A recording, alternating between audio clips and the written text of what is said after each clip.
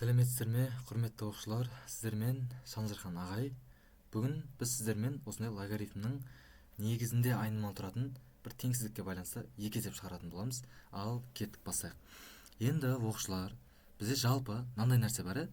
Мысалы, бүйтіп айтатын болсам, лог 2 негіздегі x мысалы артық 3 дейтін болсақ, допустим, мына x-ің үлкен болады, таңба осы күйінде қалады. Не үшін? Өйткені мына негізінде тұрған x дегенің ол бізде бірден үлкен болатын болса, осы негізде тұрған 2 деген сан, онда таңба осылай өзгеріссіз қалады екен. Болды. Сонда x-ің үлкен 8 деген сияқты айта саламыз.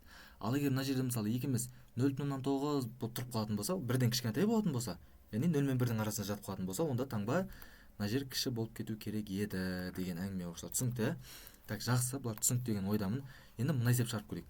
Бізде оқушылар мынаның негізінде айнымалы тұр ғой. Енді айнымалы бірден үлкен ба, бірден кішкентай, 0 мен 1-дің арасында жата ма, әлде жаңағы бірден үлкен ба? Оны қаяқтан білемін оқушылар? Мысалы, бірден үлкен болса, таңбаны ауыстырмай сол күйінде қалдырып қалуым керек болып қалады, ал бірден кіші болып қалатын болса, таңбаны ауыстыруым керек болып қалады. Демек, қайсысын таңдауым керек оқушылар? Қалай ойлайсыздар?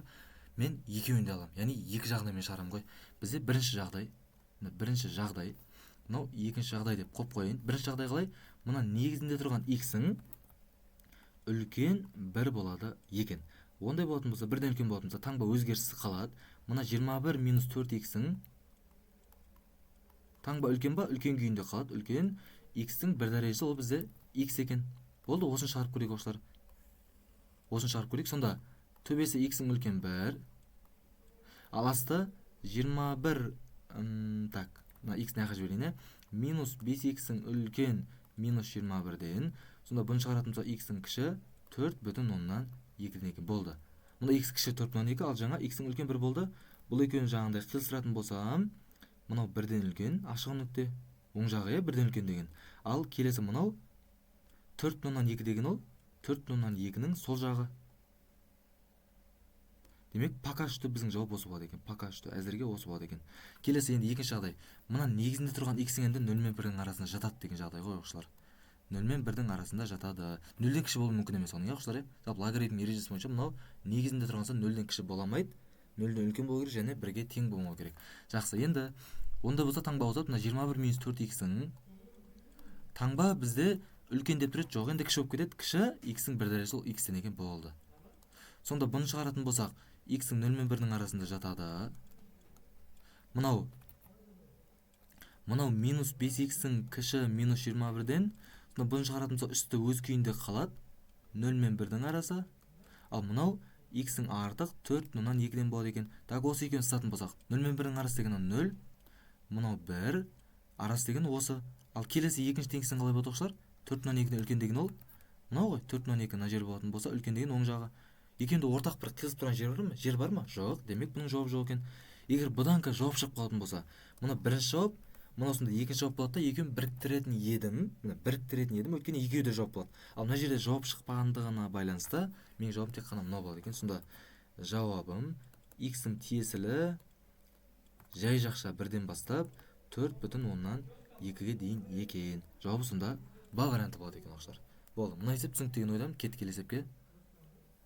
Ал мынауың да солай оқушылар. Мына бірінші жағдай болсын. Бүйтіп бөліп қояйын. Мынау бізде келесі екінші жағдай болсын. Бірінші жағдай мына негізде тұрған сан 1-ден үлкен, негізде тұрған сан 1-ден үлкен.